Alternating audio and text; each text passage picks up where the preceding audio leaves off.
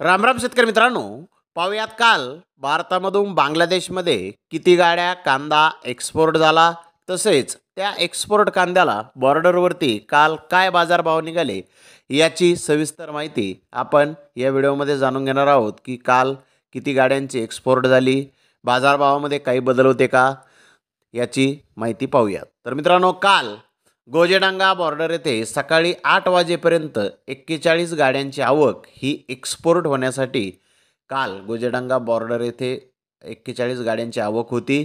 परंतु त्यापैकी काल किती गाड्या एक्सपोर्ट झाल्या याचा सविस्तर रिपोर्ट आपल्याकडे आज उपलब्ध झालेला नाही। तर मेंदीपूर बॉर्डर येथे काल 24 गाड्यांची एक्सपोर्ट ही झालेली आहे, तर 3 गाड्यांचा बॅलन्स काल मेंदीपूर बॉर्डर येथे होता।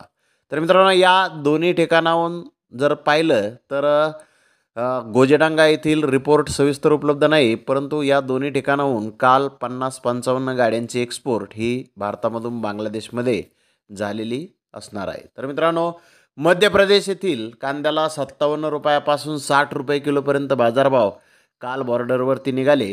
तर नाशिक जिल्ह्यातील कांदे 59 रुपयापासून 62 रुपये किलोपर्यंत नाशिक जिल्ह्यातील कांद्याला काल बॉर्डरवरती बाजारभाव निघालेला आहे। तर मित्रांनो, बाजारभाव हे कालही स्थिर होते, कमी झाले नाही किंवा वाढलेलेही नाहीत।